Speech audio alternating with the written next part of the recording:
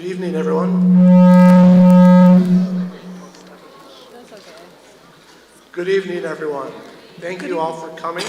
I'm Jim Nelson with the Milwaukee Press Club Board and Milwaukee Journal Sentinel. I'm happy to be here this evening with all of the candidates. What a nice crowd. And before we get started, I would like to thank our partners for this event. This forum is sponsored by the Pabst Theater Group, and I would like to give a special thank you to Gary Witt, CEO of the Pabst Theater Group.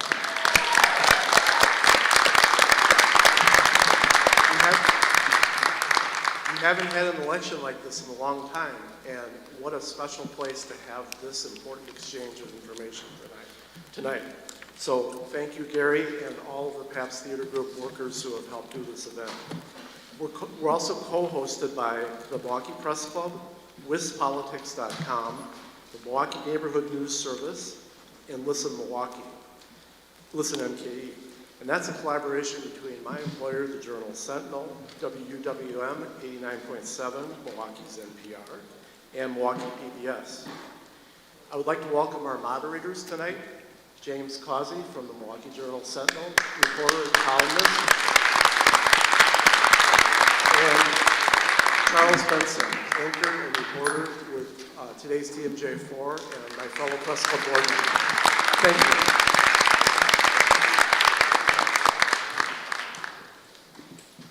All right, welcome everyone. It is great to have everyone here, and you are in for a really spectacular night because we have some important issues to talk about, and we have all 7 mayoral candidates here.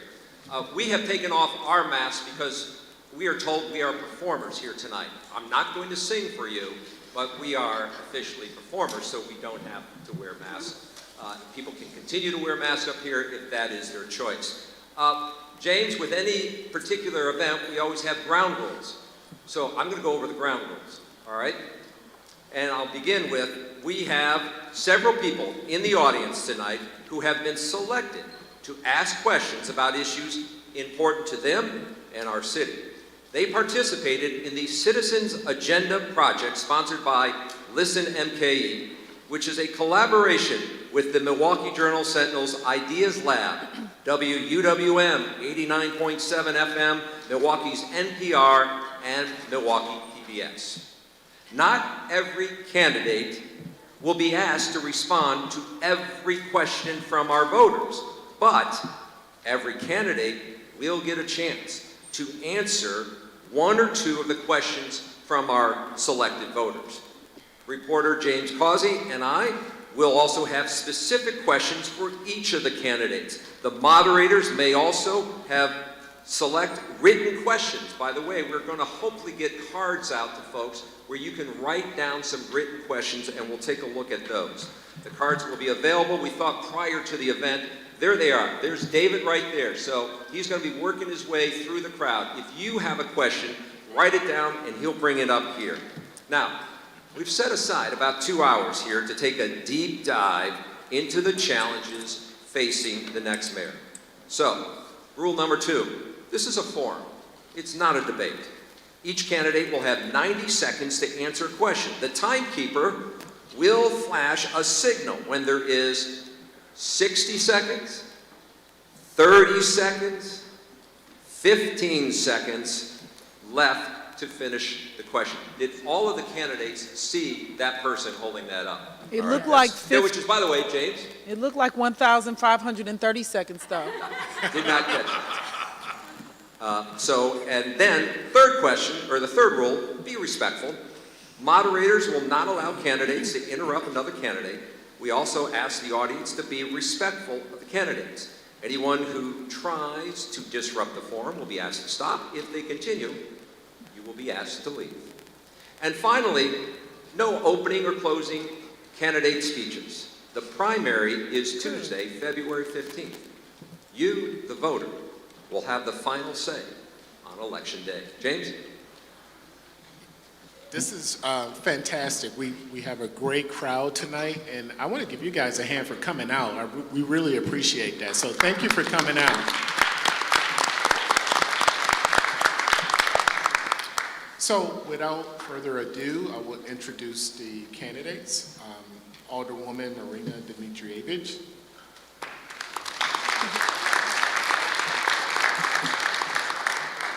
Milwaukee Alderman Bob Donovan, or I should say former. Community activist Aisha Griffin.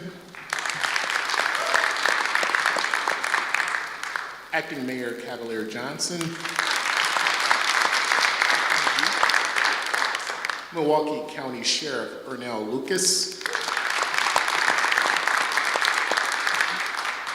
Business owner Michael Sampson. And State Senator Lena Taylor.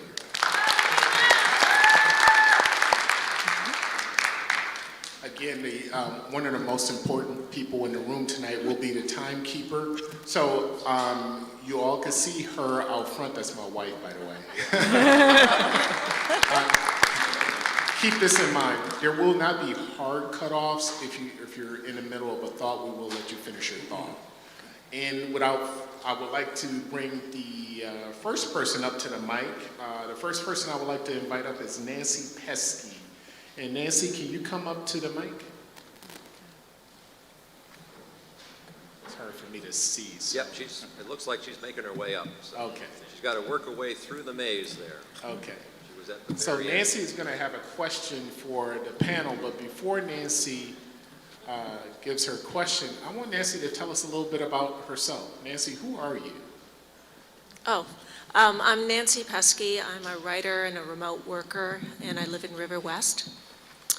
And my question is about reckless driving. Reckless driving is completely out of control in Milwaukee. And some of the drivers are guys in their 20s who clearly don't care about the consequences because they've been caught several times. And some of the drivers are 12 and 13-year-old kids who have adolescent brains that are wired for risk-taking and have no impulse control. So given these realities, what is your plan for reducing reckless driving in Milwaukee? Thank you. And we'll just go randomly here, but I guess I'll start with Alderwoman Dmitrievich. Okay. That wasn't that random, but that's okay. Good evening, and Nancy, thank you so much for being here. And I agree with you. The reckless driving, especially this year, has been absolutely out of control. Every Milwaukeean deserves to feel safe in every part of the city, in your homes, on the streets, and certainly in your cars. One of the things that I'm calling for is universal free driver's ed in all Milwaukee public schools. That is a way to create a foundation for our children. You're right, it's unfortunate that many of these incidents have been children. As a mother, I think about a child that would get in a car, perhaps a stolen car, and crash into anyone or anything. That's a failure of the city and society. And we need to look in the mirror and make sure we're providing support and resources. And lastly, there are things we can do immediately, because this has to stop now. My plan for the education will take some time, but there are infrastructure improvements we can make, from speed bumps to roundabouts to road diets that make the roads skinnier.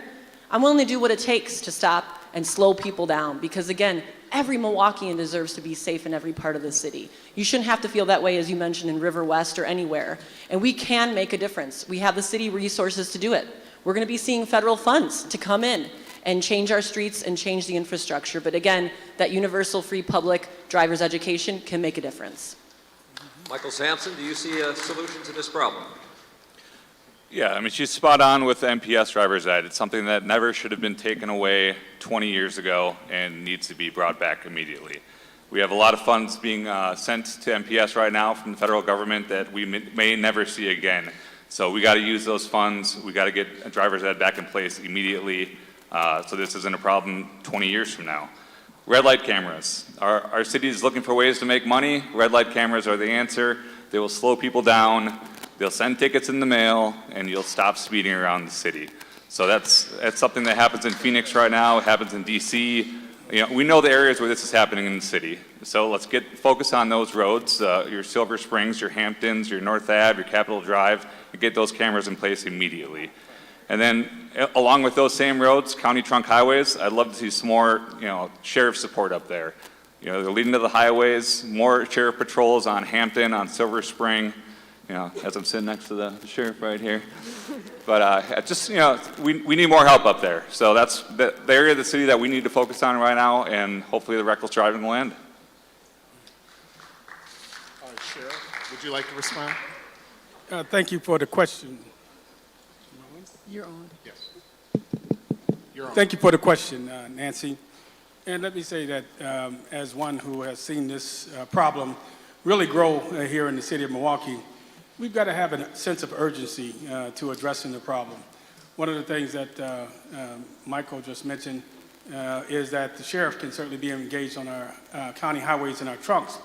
But Milwaukee County is the only county in the state of Wisconsin in which the State Patrol has no primary enforcement authority. So we've got to do all we can to get the State Patrol here to help us mitigate the problem of reckless driving. Let me say that there's three things that a community can do. We can educate, which we've talked about here, both in our schools as well as some of our adults to change their behaviors. We can engineer and redesign our streets to have bump outs, calming effects, and then we can enforce, which is something that all of law enforcement does. But I've always called on that there's a fourth element that we can do, and that's technology. We can ask the automakers to do more about the design of their cars to prevent this problem with reckless driving. This is our 1960s seatbelt problem, and unless and until we get all of the entities in the city working together to bring pressure to bear on the automakers, we won't see no immediate remedy in Washington and helping us deal with this issue. So we've got a number of things that we can do, we must do, because if we don't put an end to reckless driving will put an end to us. Thank you. So this has been a hot topic that we've heard throughout the city, and we see it almost daily in the news. So Acting Mayor Johnson, one of the things I think Nancy brought up was that how young some of these drivers are, and we hear that some have 10 or 11 violations. So is it an education issue? Is it an enforcement issue? Is this a police issue? Charles, thank you for that, and Nancy, thank you for your question. It's an important one, and the answer is that it's all the above, quite frankly. What was said before is correct. There should be universal driver's education in Milwaukee Public Schools. I'm probably the youngest person on the stage right now, but I can remember when I was in high school, driver's education was there.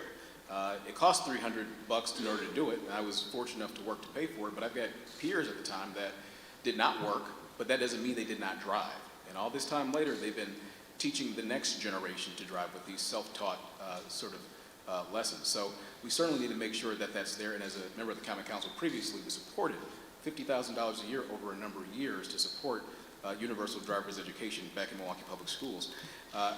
I'm the candidate in this race that's released a comprehensive plan to address the issue of reckless driving. It's called Stand for Safer Streets, and it does all these things we're talking about: safer street design, utilizing police for traffic enforcement, holding accountability for folks that break traffic law, and bringing in our neighbors to be a part of the solution, and demanding progress from our partners at other levels of government so that we see those interventions in our neighborhoods as well. So there are a number of things that we can do to address reckless driving. We're already working on those. We'll continue to do it because this is an issue that's of concern all throughout the entire city of Milwaukee.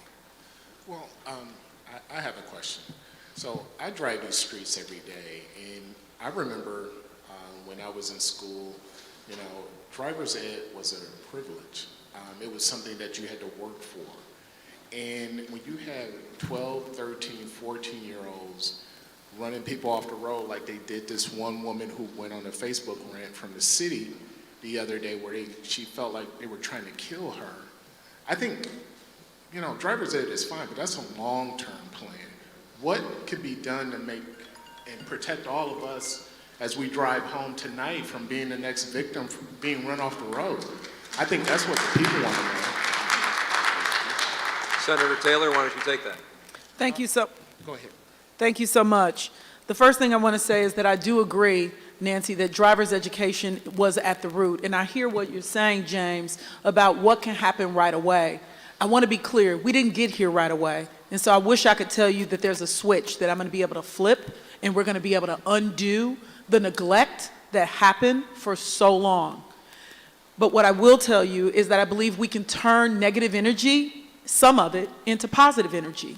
those young people need to be provided some other opportunities. What are we doing to connect with our businesses that are in the auto industry so that they can, if you're interested in cars, I want you to know about NASCAR and Milwaukee Mile. That's where you drive fast, not on our streets. I want you to know about dealerships and being an auto mechanic. And Mr. Adams has been a business owner in this community forever. He does auto body work. I want him to know about that. I want him to connect him with the classic car clubs and the motorcycle clubs, because I want to turn that energy and that desire that young people have to do something different. I hear the issues about companies doing something. Kill switches, so that when they go to steal the car, Ms. Nancy, they can't drive it if it's a kill switch. It's my understanding that Kia and Hyundai, that they also are asking people not to put their cars inside because they catch on fire. So they not only can steal them easy, they can catch on fire. I'm going to Kia and Hyundai. Pay up, because it's costing us a lot of money. That's one of the main things I think we can do right away, and ask other businesses to be able to help us to be able to do that, so that individuals who have those cars can hopefully prevent them being stolen. So, you have a follow-up? No, I was gonna. Sure. Bob Donovan, you spent 20 years inside City Hall. Did you see a solution to this problem? What's missing in the ability to stop it? Well, I think Nancy hit it right on the head. There apparently seems to be no consequences for people's criminal behavior, and that needs to change. I think the average citizen in Milwaukee has an expectation that criminals are going to be held accountable for their crimes. I will further say that there needs to be stepped up enforcement, and that is simply not possible to the level needed at this point because of the manpower shortages within MPD. So steps need to be made to restore that department to the appropriate level of manpower to do their job effectively and proactively. Sadly, I believe an atmosphere of lawlessness has taken over large portions of Milwaukee. We need to work closely with our district attorney and our judges. I'll also say this in addressing James's issue regarding our young people. We have far too many young people, folks, growing up in some terrible, horrendous environments. We need to take steps. Alderman Murphy has recently come out with the Juvenile Reception Center. I applaud that. I think that's one step, but so many efforts need to be taken with our young people. Thank you. Aisha Griffin. Well, the fact of the matter is, if we really want to stop reckless driving, then we just can't target the children, because that's not the number one reason for reckless driving. The number one reason for reckless driving is drunk drivers. Drunk driving is the number one reason. I will get into reckless driving as it relates to the children, but we have to look at the reality of the matter is reckless driving is not just about the youth. Reckless driving is about drunk driving, speeding, and as far as the children, we're talking about the stolen cars and different things of that nature. I saw every last one of my opponents at the beer event drinking. Open containers. And it's a law. I mean, we have the acting mayor. The law says in Milwaukee, your ordinance states that you cannot drink open containers in public because it contributes to reckless driving. So, how many people up here contribute to reckless driving if we really want to enforce the law? One of the things I have in my Aisha for the People plan is as it relates to drunk reckless driving. Because I was a victim of a drunk reckless driver. When I was a child, I was almost killed by a reckless driver. I went 12 feet in the air, landed on my back, rolled over on a car, crushed femur, crushed tibia. My spine had injuries of different things of that nature. They pronounced me dead at the scene. So I take reckless driving very, very serious. As it relates to the children, we can have apps to stop the cars, stop them from driving. The reckless driving and the speeding, we can put brake locks in there. I would like to do something not one of my opponents would want to do as far as the children. I would talk to the Kia boys personally, because I'm trying to save the youth to prevent different things of that nature. And I have a solution where if we talk to them and we talk about what's going on, because some children rather be praised and punished, but they rather be punished than ignored. We can donate Kia cars to them and then get them into rehabilitation and to pay off restitution. We're going to try to leave it at that. Okay. If you can finish up your thought. I'll leave it at that. Okay. Nancy, we appreciate your question, and we're going to probably, this will come up even in other conversations when we start talking about some of the other questions as well. James, why don't we bring up our next person who's going to ask a question? Yes, the next person I would like to come up is Kwaku Cargill Jr. Can you please come up to the mic? And while Kwaku is coming up here, I just want people to know that so far in this city this year, over 1,100 cars have been stolen. Mm-hmm. So just, this is February what? 9th? Yeah. Yep. So that's an average of like 29 cars a day. That's just being reported. So just keep that in mind. Kwaku, please tell us something about yourself. So I'm a husband, community member, and executive director of a local youth serving organization. And my question to you all is, as you think about the ESSER and ARPA funds, during your future leadership, they will be depleted. As a future mayor, what are you going to do to make sure the supports that our children have received from K-5 through career will continue in a sustainable way?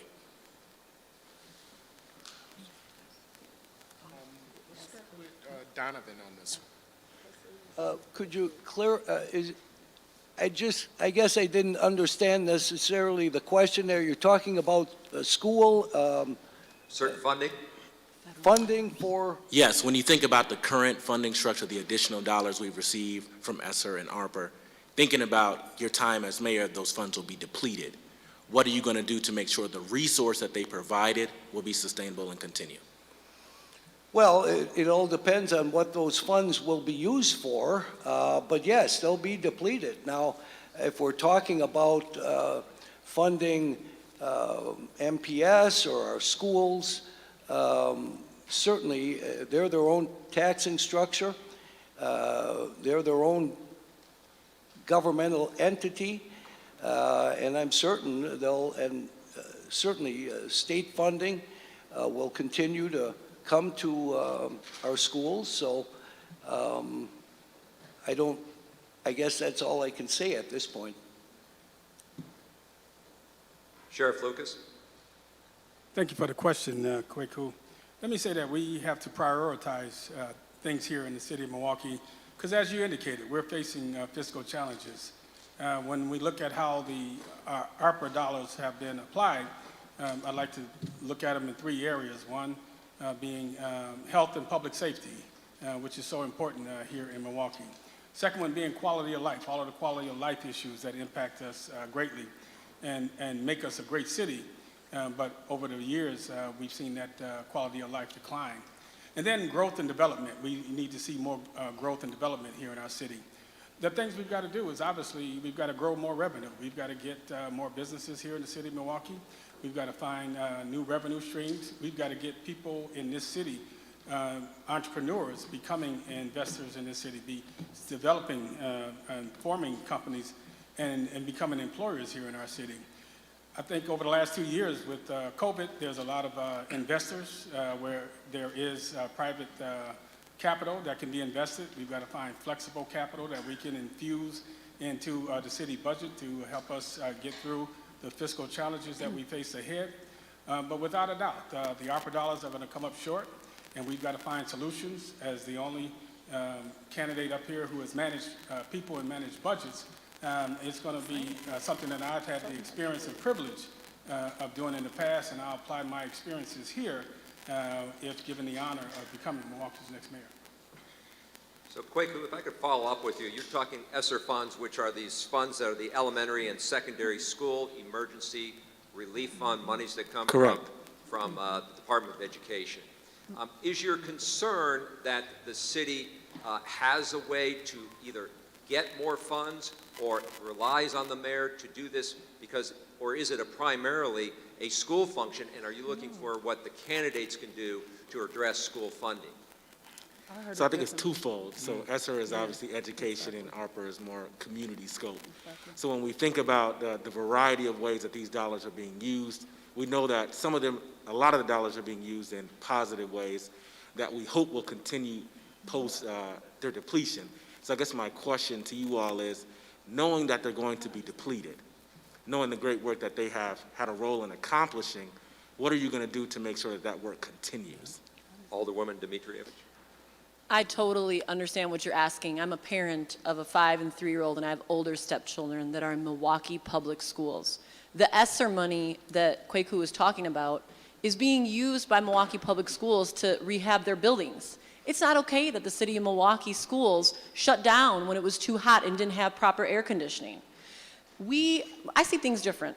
The federal Arpa money and ESSER money that we see, while it is one-time funding, it's a once-in-a-generational opportunity to change the trajectory of the city of Milwaukee. We need a mayor who has a vision and plan to make that change and challenge the status quo. I don't want to just plug holes. I don't want to just change the city. I want to change lives of the city, of the people in the city of Milwaukee. I'm calling for universal pre-kindergarten. That's what I'm talking about as a parent of MPS. What if we give our children the best head start ever before they even enter school, and give parents a break so they can have some childcare? Didn't we learn anything in this pandemic? We need a mayor that has a vision for those funds. They might be one time, but when you combine them with Build Back Better and the infrastructure bill, that's the most money that every Milwaukeean in this audience is ever going to see go into our city. And do you want status quo, or do you want someone who's ready to do a bold plan? I introduced legislation for $7 million to go to child care with our rescue plan money, because I know we have a child care desert in the city of Milwaukee. We need to help people in the city of Milwaukee not just survive, but thrive, and we should use the funds to do this. If I could just follow up on that, because one of the things people are going to want to know is, yes, there is a lot of money right now, COVID relief money, that has been going into the cities. So if you fund that one time, if you fund that with money that is here now, how do you sustain that funding during the 3rd year, the 4th year, the 5th year? I look at it as a once-in-a-lifetime opportunity to have hundreds of millions of dollars to do some good things. We got a lot to take care of, but we can do some new things too. Our city deserves the best ever, and I got a plan to do it. But you know, what we hear though, and what we see in this city a lot is, you know, and I've been here all my life, so I've seen this a lot. You know, we have money for something and we fund it for the 1st, 2nd, and 3rd year. You know, a lot of programs specifically directed towards children of color. And then after that 4th year, it's no funding there and the program disappears. So we're good at starting programs, we're just not good at keeping programs going. So I think the question is, how can you guarantee that the funding continues, and how can you guarantee that you can keep this going? Not just a one-time thing, because that doesn't do anything. It really disappoints people, because as a citizen, you get to the point where I've seen this before. So how do you stop that? I think that's what the question is. Acting Mayor Johnson. Yeah, and that's a great question, it really is. And I think this is an opportunity where you got to be square with the people of the city, right? Milwaukee Public Schools received nearly $800 million in ESSER funding, and the city of Milwaukee received nearly $400 million, or at least half of it now. The other half will come later this year. That's one-time money. It's not as if, you know, after these funds run out, it's not likely, rather, that you're going to see another $800 million come into the public school system here, or another $400 million come to the city of Milwaukee. So this presents an opportunity for us to be able to set a new standard, to make investments to help improve the lot for kids and the buildings that they're educated in our school district and in our city in terms of ARPA. But in terms of sustaining the program, like I was a supporter of the referendum that got Milwaukee Public Schools an additional $87 million. That's important to me, not just as an MPS graduate myself, but as a father of an 11-year-old son who's a middle schooler in MPS, and twin daughters who this fall, I just registered them, will be going to Milwaukee Public Schools later this year. But you got to square with people, right? In that we can make investments now. We can make good investments now with that money, but it's not as if $800 million is likely to come again. So we have to be smart about the investments that we make. Aisha Griffin. I first want to respond to what Sheriff Ernell Lucas stated. He's the only candidate up here that can manage it, but it's a lot of mismanagement going on at the county jail, so I don't understand how you can manage that and you're mismanaging something else. And as it relates to one-time funding, you have to have accountability, you know, and I will make sure that every department has accountability with the funds they have. I also will not misallocate funds of the American Rescue Plan like the acting mayor has just done, misallocated funds and put it somewhere else. I have an Aisha for the People plan, and one of my plans is called Juvenile Justice Jams, making sure that the children not only get an education, but the proper education. MPS specifically has been overfunded, and they've been failing the children. The city has the charter schools. We can take the charter schools and use that as an example because the mayor can elect people to the board. I also advocate a mayoral takeover if I was specifically elected as mayor because I can work with people, diversity. I love children, and contrary to the popular belief what Sheriff Ernell Lucas stated, I have been a manager before. I was a case manager for juveniles working directly under Janetta Robinson, and I work with juveniles who people in the society in Milwaukee didn't even want to touch. They couldn't even go to certain other group homes, and they were successful. I worked with the parents. I made plans. I told them that they could be somebody, not just telling them that, but had solutions. And so as it relates to the educational aspect of that, the accountability is something, and also collaborating with other departments, federal, state, and local, to have more funding coming in. So and making sure. Just try to keep your eye on the. Oh, sorry. All right. So basically, I have those type of solutions. So Senator Taylor, one of the key issues here is how does a mayor control a budget that you don't have a vote on, and you not even have a board member there? So when you're looking at these dollars that are the ESSER dollars, the relief dollars, those you have control of. What do you do? How does the mayor of Milwaukee have a bigger say on what happens at MPS? The mayor is not in every place, but the mayor has a platform that the mayor can use.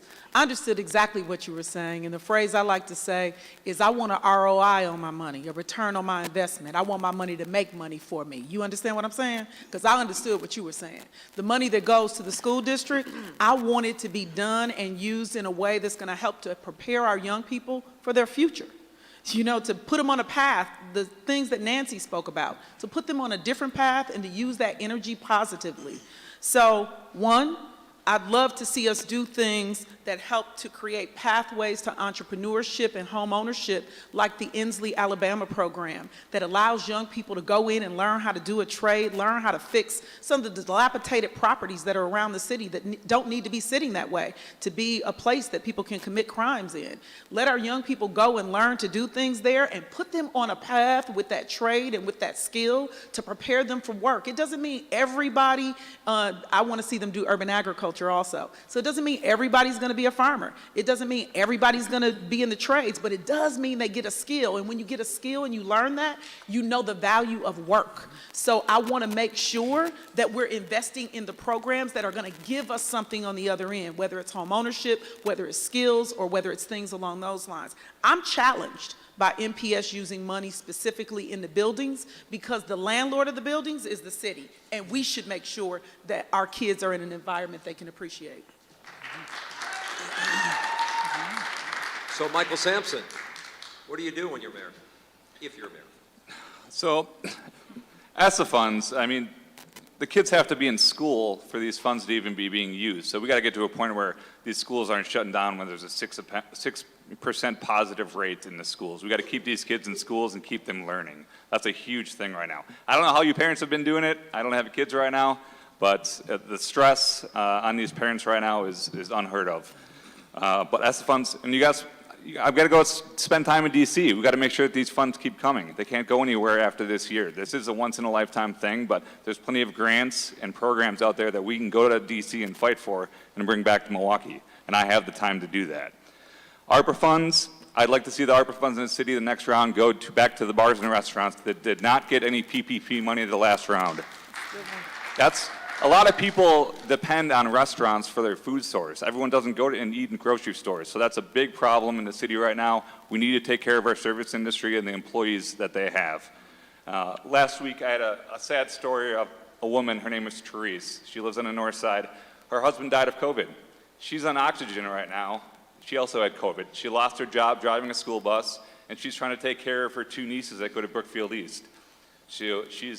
that house has been crushed by COVID. We need to help and support the people that need help right now so she can continue supplying for her kids and she doesn't lose her mortgage, because that's what she's worried about right now. So we need to use ARPA funds to directly help people now. So I believe, did we get everybody or did we not get Bob Donovan? Yeah, you started You start with with me. me. Okay, I just wanted to make sure. In this topic of education, we saw in the news that there's a plan to sort of break up MPS. And we may not get to everybody on this, but would there be a simple show of hands on how many people on this stage right now would support the breakup as it was proposed of MPS? Can I speak to that? Can I speak to that? Because it's not just an issue of whether or not we would or would not support it in the form that it's in. The form that it's in, for people in the audience or those looking somewhere else, it would give the governor the ability to work with the mayor to decide what happens in the school district. Who wants to have Madison, that can't even do the stuff we need to do, as somebody that's in Madison, telling us what we need to do related to MPS? That right there is challenging. I will say that we do need a different funding formula, so I would like Madison to give us a different funding formula for our school district, because property taxes we're doing it on the backs of property tax payers. And then I'll end with, there is no question that we should all be concerned that the reading scores, the math scores, the graduation rates, and then when individuals graduate, the literacy rate and the preparedness for work that is coming from our schools across our ecosystem. What I will say to you is that I'm going to use the platform of the mayor every day to be able to help to move our schools, all of them, in the appropriate direction. I'm the girl that went to Rufus King. I barely made it out of high school, not because I wasn't gifted and talented, but because I was multitasking everything but my homework. And the young kids now have so much more on them than what I did. And the mental health challenges that they have and the suicide rates that they have are great. So I'm going to use my platform to help in every way I can, though. We'll leave it at that. Go ahead. I keep giving these examples because I've been here too long, but so I think the major problem that we're seeing in MPS right now is that, you know, we want to support MPS, we really do. I'm a graduate of MPS. I went to La Follette, I went to Samuel Clemens, I went to Jackie Robinson, John Marshall High School, and throughout that time I only had one black teacher. Actually two. That one was my Spanish teacher who forced me to take class with him. You had a black male. Yeah, that's unusual. I had one black male teacher. And throughout my college education and grad school, I've only had two black male teachers throughout my entire educational career.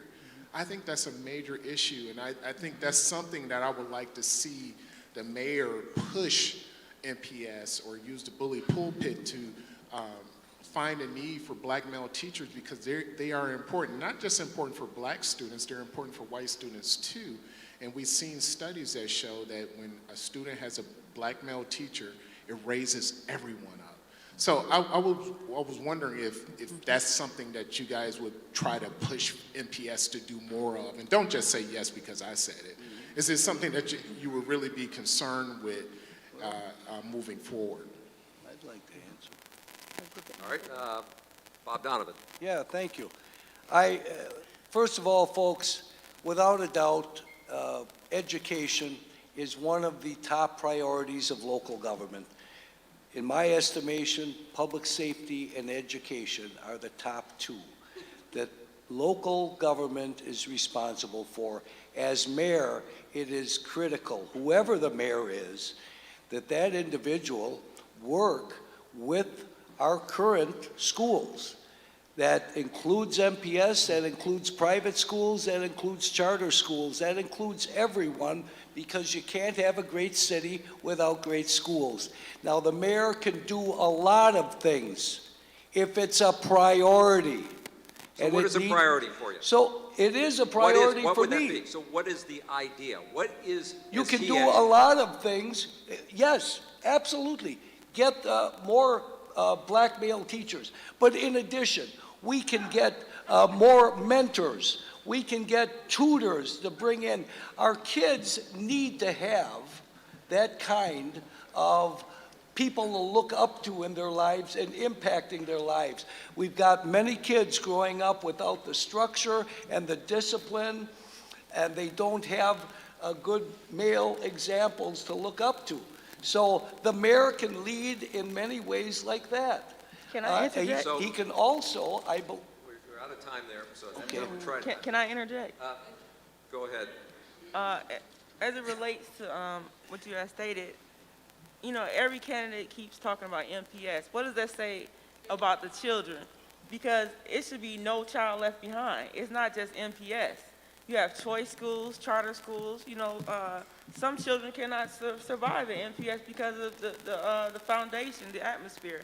I believe in no child left behind. And as it relates to you saying about African American teachers at choice schools such as Harambe, those with 99% African American teachers, 99% students.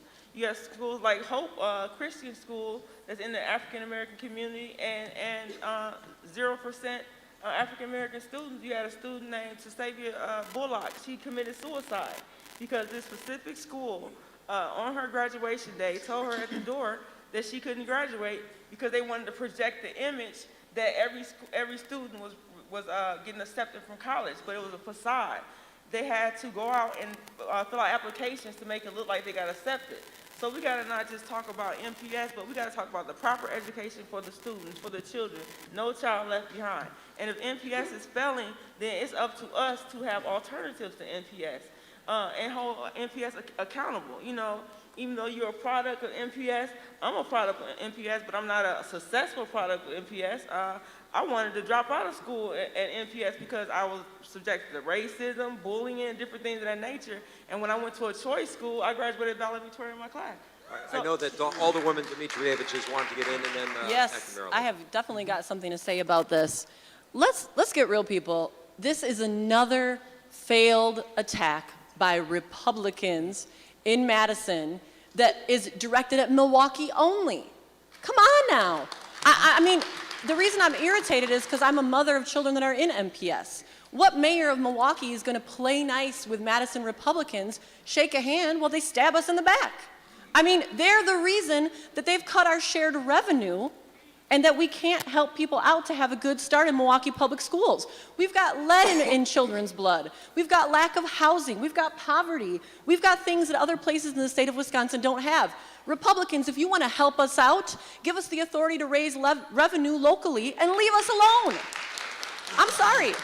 It's just not okay. And I'm telling you, there's people on this panel that have Republican support, acting like it's okay. All right, we're going to get to another question here, but I know that Acting Mayor Johnson and then Michael Sampson, and then we'll try to get. Yeah, and thank you for the question. I think it's one that's important. James, when you were talking about your experience in Milwaukee Public Schools, I started thinking about my own. And we didn't have a lot growing up, and I went to a number of different schools. I went to Honey Creek, Parkview, Fairview, Carlton, Dover, Lincoln Avenue, Daniel Webster, and ultimately graduated from Bayview High School. And in my time growing up in Milwaukee Public Schools, I had a whole total of two African-American teachers. And I know their names even to this day. Miss Mitchell, my social studies teacher in middle school, and Mr. Day, who was also a middle school English teacher. And I know this issue is very important. That's why we actually put forward some policies to establish the Office of Early Childhood Initiatives within the city of Milwaukee, so that we work to make sure that the kids, the youngest kids in our city, are set up for success before they enter into K3 and K4. We also worked to implement a Leading Men's Fellow program to bring more young African-American men into the teaching profession earlier on, so we capture them so that they can be the ones that then go into the schools and be the inspiration that we're talking about, that we don't see. We've already put plans for it. They're already in action right now. There's more that we need to do. There's absolutely more that we need to do because there are too many kids, especially too many young African-American men that don't see their reflection in the people who are educated in their classrooms, and that needs to change in Milwaukee. So Sheriff Lucas, if you're elected, when you look at this issue, how do you become the mayor for all children in the city of Milwaukee? We do have charter, choice, and public school students, so that the schools reflect the community and the people who live here. Well, let's go back to the original point. If not now, later, Madison is going to have its way in terms of trying to break up the Milwaukee public school system. But maybe as a new mayor coming in, we could change the discourse and the dialogue, and so that there can be a conversation with Madison as to how we can take responsibility for our city. I don't know a mayor who would want to be in a city and not responsible for the education of our children.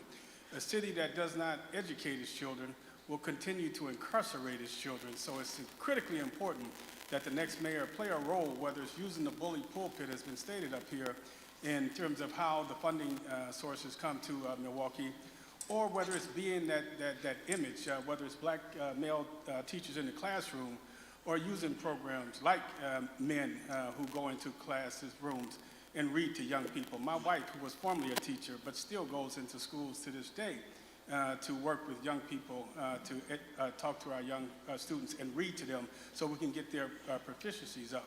So as the next mayor, we've got to prepare for the eventuality one way, and we should not be discouraged by that fact. We should be encouraged by that fact and take responsibility for it, because nothing is more important than the education of our children. Michael Sampson, you'll have the final say on this. Your first 100 days in office, if you get elected, how do you tackle this issue? Well, they got political pretty quick, but back to the question at hand, we absolutely have to we need more black leaders in our school system. Yeah. Not just in our school system, but also our coaching programs. We got to, more sports programming. It's all about programming. If we don't have programming, these kids are going to get in trouble and they're going to find other things to do. We have to get more programming in place. There was a great program growing up called PAL, which is the police police athletically, right? Yeah. What are you saying over here? Association. But we got to get those programs back in place so these kids have access to police officers, white or black, just associating with them. Get these cops on the blocks, walking the cops, community policing, boots on ground. We have to get cops in front of the public again. Black cops especially, same thing with the teachers. It's just needed. Apprenticeship programs, entrepreneurships, anything that can go into the schools right now and teach these kids, black, white, whatever race you are, but especially black leadership is definitely needed on the north side. I hear it all the time. I had a great meeting with Block yesterday, and it's something that they brought up. Thank you. Do I, oh, You got a chance. I do. Thank you. I was hoping I got a chance to speak about what we need to do with black teachers. Well, we've had... It got changed. Let her do it. Go ahead, Lena. It's so important. Go ahead. Thank you so much. What I would love to do is do what the Obama administration spoke about, using, they called them community health workers, but using connectors, credible messengers is kind of what OVP does, to allow those individuals to go in, because what's happened is black teachers, males especially, but also even with black females, but especially with men, they've had to go to other areas in order to be able to be hired, in order to be able to move up in the system. They've actually flooded Racine, and Racine is getting all of our people, that have been in our education system. So what I would love to see us do is to do things to not only grow up our students to be able to become teachers in our school system, but also to use community health workers, or as the Obama administration called them, connectors, to be in the schools so that they can be supports even for teachers, because teachers also have had some challenges being able to, calm everything down so they can teach. It would be nice if teachers don't have to worry about feeding the kids, washing the clothes, doing all the different things, but they actually could teach. So having those individuals in school would also give, I believe, another opportunity for black men to be a role model and literacy of how to be a part in a community. I think that's huge. And then I'll end with this.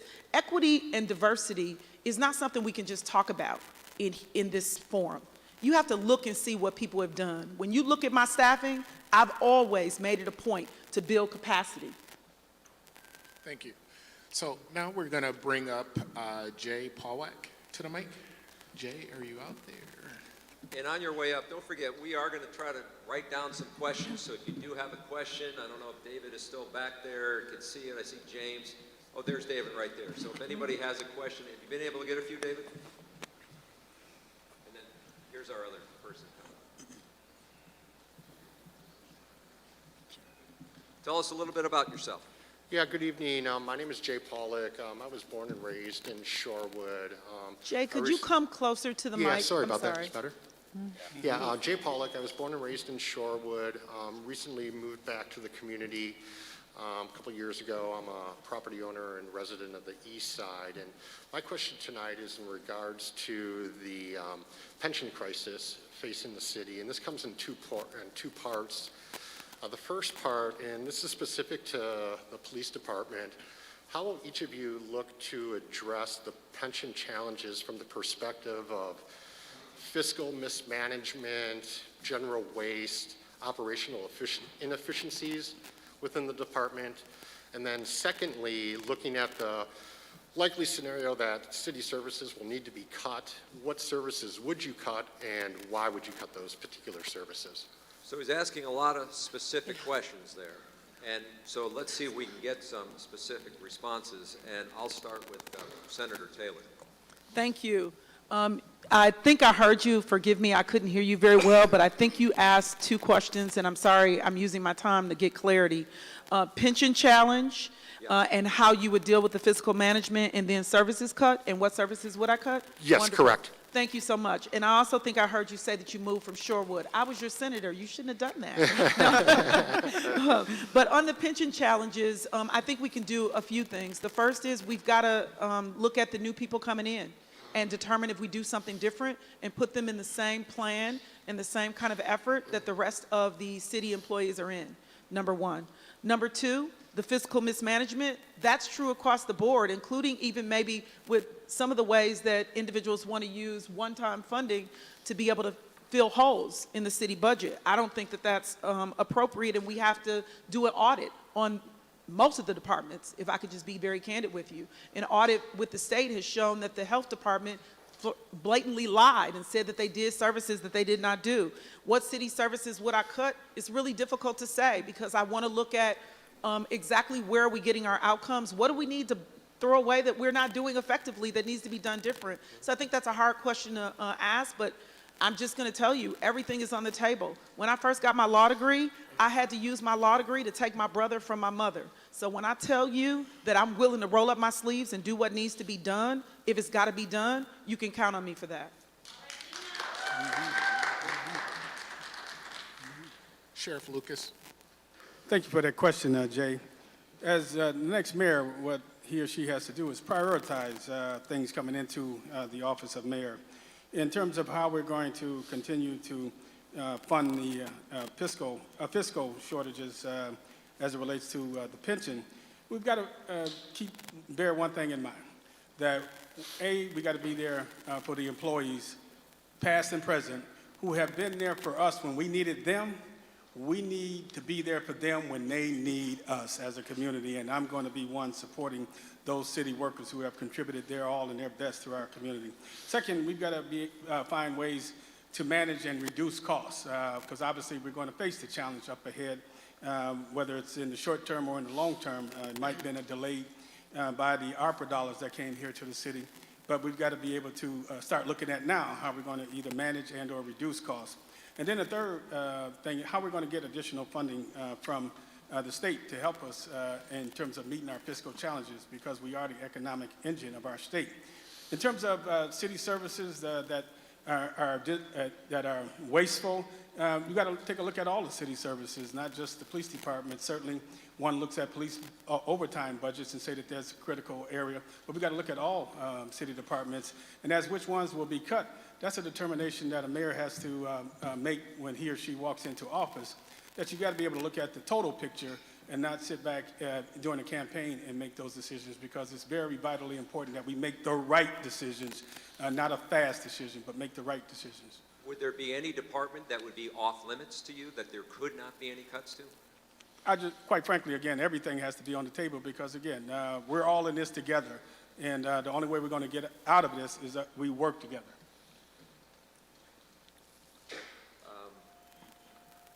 Bob Donovan, right now, state is sitting on a surplus of about $3.8 billion. If you're elected mayor, do you go up there and address these questions in terms, you go to the governor or you go to the Speaker of the House and say, I've got a pension obligation here that doubles in 2023. You're sitting on $3.8 billion surplus. Can we get some of that money? Absolutely. First of all, to answer your question, yes. If I am elected mayor, the first phone call that would be made would be to the governor, to our state legislators. A partnership with the state of Wisconsin is critical to Milwaukee's fiscal future. And I believe I am an individual who has connections in Madison that could get that done. Second of all, I think before we ask for funds from the state of Wisconsin, I think we do need to ensure that every penny is spent wisely, and I would. I know other candidates have said the same thing, but it is absolutely critical that we also conduct an audit of all of our city departments. And yeah. Would you eliminate anything you know now? I mean, what would be? Well, you've been there. You've been inside City Hall. As mayor, I would sit down with the members of the Common Council. You can't get a budget passed without their support.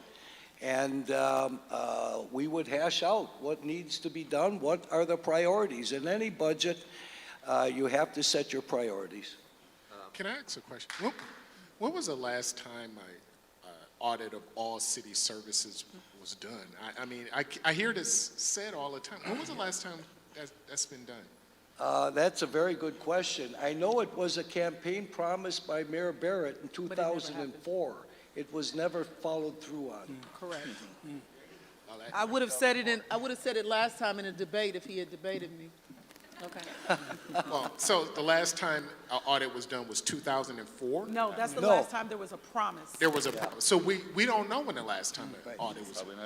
The only department that was audited is that the Legislative Audit Bureau in Madison did, was of the Health Department, and it showed in particular that the Health Department said that they did services for lead for people who had positive, children who had positive tests, and it was shown that they had not done those.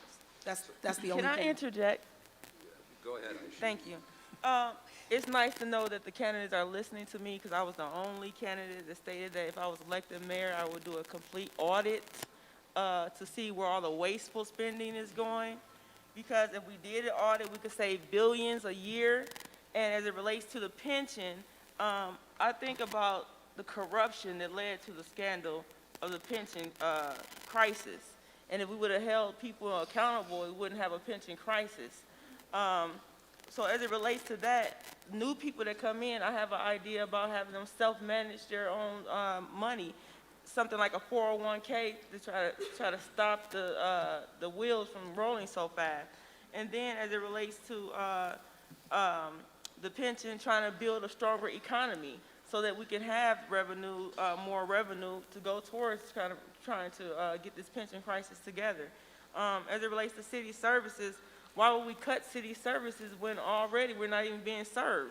You know, so I would like to collaborate, collaborate with people with different things of that nature to effectuate change and bring services to the people. Thank you. So Alderwoman Dmitrievich, getting back to the premise of the question, I mean, that first budget for the next mayor, you're staring at a doubling of the pension. Now, that could change a little bit depending what the final numbers will look like. And city services, knowing where you're going to have your police department and all other services that you want to do. Where's the solution? What's the specific answer? Well, having experience as a county supervisor and as an alderwoman, I can tell you that the real audit is you all out there when you go to the ballot box next week.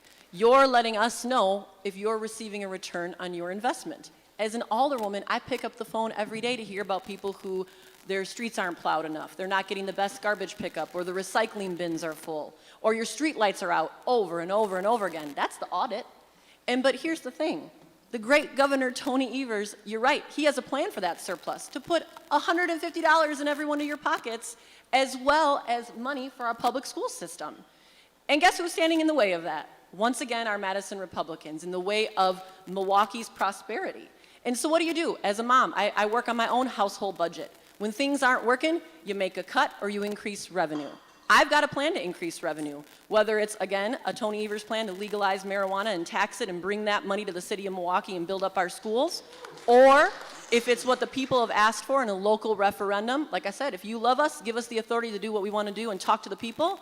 What if we had an extra couple cents on every beer during the Bucks championship? The streets that you drove in here would be a lot smoother, and we could do a lot more in city government. So either you make some cuts, which we've already cut plenty of services, public safety and fire and many services, or you increase revenue. And I would very much like to increase the revenue. Not asking for more, I'm asking for our fair share.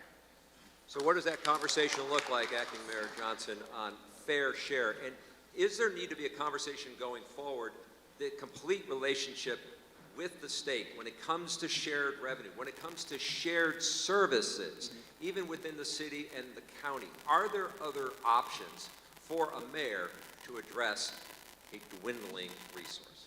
Yeah, there are. And in order for us to address our very serious fiscal challenges that the city faces, we're going to have to collaborate with Madison, right?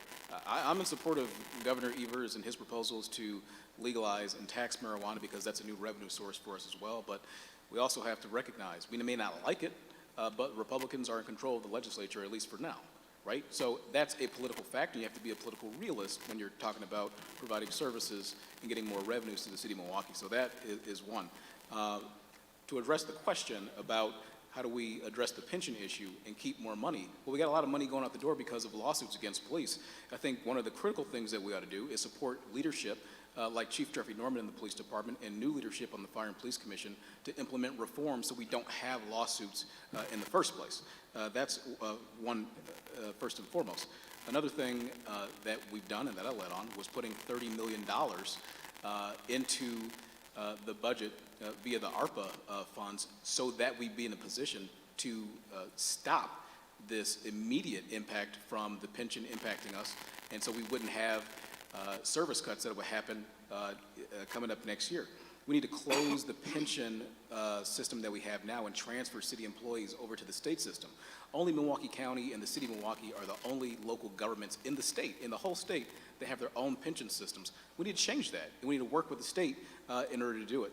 And then again, we need to work with the state. We need to build new relationships, and I'm willing to do that. I've already been in the Capitol as mayor. I've said I'm going to have a cot there. I went to UW-Madison, so I know how to drive that road up and down, and I'm going to do that as mayor.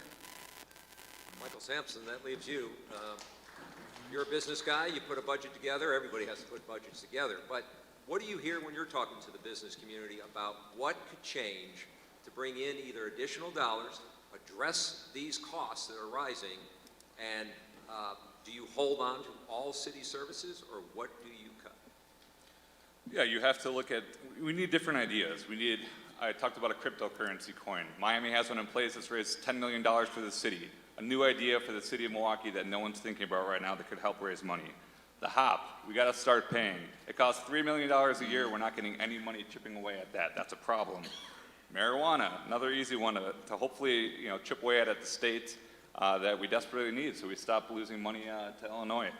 But I'm willing to spend time with Robin. I'll use popcorn, I'll do what I gotta do, but we gotta go to him. He's holding Milwaukee back right now. I'm not gonna sit and hope for a sales tax or shared revenue because we can't hope. It's a pipe dream right now. We gotta go out and find other ways to make money. I don't want to cut programs, but we do have to relook at our pension problem. If we don't cap the pensions right now for the MPD, it's going to be a problem in the future. We need to look at WPS and start with new recruits and get them in that system. And then overtime for police. Police is the only city worker right now that their overtime is included in their pension fund. That's a problem. Why is only the police department? City workers work just as hard as the police department and deserve that in their pensions as well. But we have to reform everything. One thing to take away, the STACK program. Get rid of it. It came here after 9/11. There's one in Madison already. We don't need one in Milwaukee. I just saved the city $3 million. Thank you. Just to be clear, on the streetcar, you're saying what? Get rid of it or no expansion? Where are you on that? if we're gonna expand it at this point, it's a tourism vehicle. So if it's gonna go to Pato, have Pato pay for it. If it's gonna go for the Fiserv, have the Fiserv pay for it. And people that wanna ride it, we need to start getting some money from the people that like it and are riding it. I lived on the east side, I rode it to the Amtrak station. Right now, it's a tourism vehicle. Okay, let's move on. I would like Latoya Woods to come to the mic. Latoya.